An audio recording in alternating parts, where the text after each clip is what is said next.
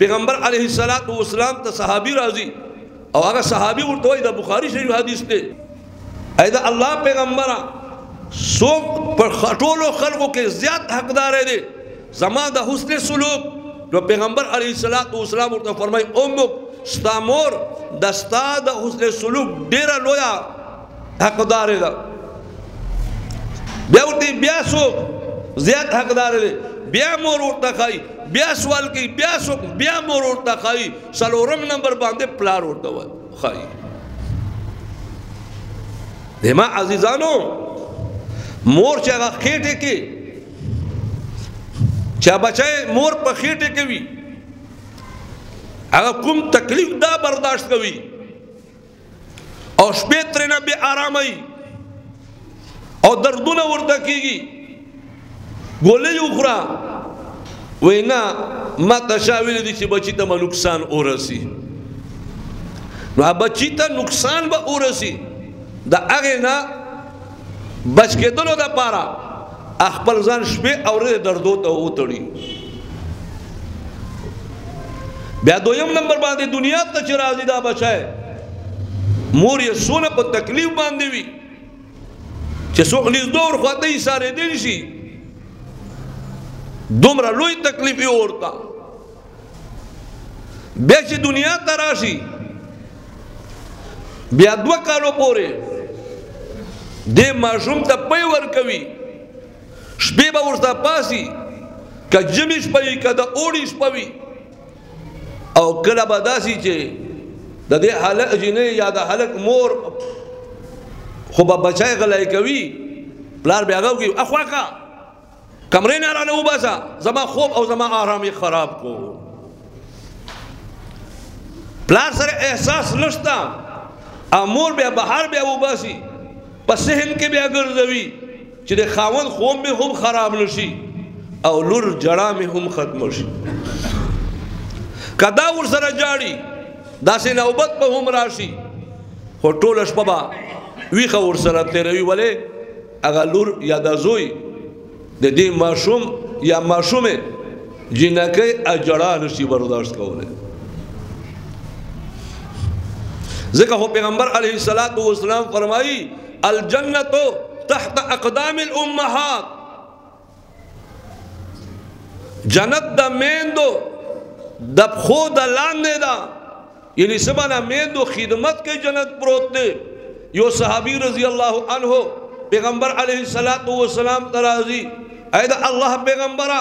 مانا لوئے گناہ خطلے دا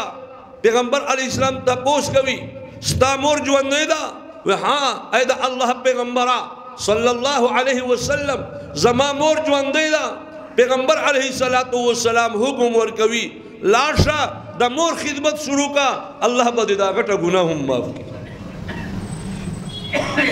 تو دیما عزیزانو منخ اخبرو والدینو نا محرومیو ہاں دنیا نا رخصت شوی دی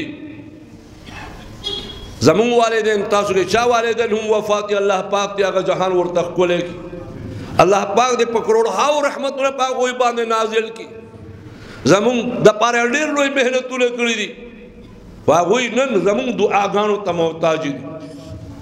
خوچی دے چاہ والدین جواندی دی ہاوی دی اللہ رحمت اگنی اللہ فرمائی لا تقل لہما اف اف قدر با ہم نے ارتا کوئے یعنی کہ لوئی تکلیف ہم در کی دون قدر میں کوا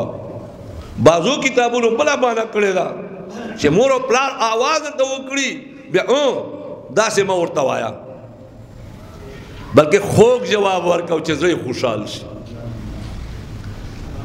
اور پھر اللہ تبارک و تعالی حکم کئی دوئی رٹھائی ماں وَقُلْ لَهُمَا قَوْلًا كَرِيمًا دوئی سرا پستے او دا عزت والے خبرے کوا بعضی حضرت وائی چھے دا سے خبرے ارسرا کوا لکا یو غلام چھے دیو سختبی او غصناک مالک پوڑان دے کم انداز کی آجزانہ خبرے کئی مور او دا پلار پوڑان دے بدا سے خبرے کئی عزیزانو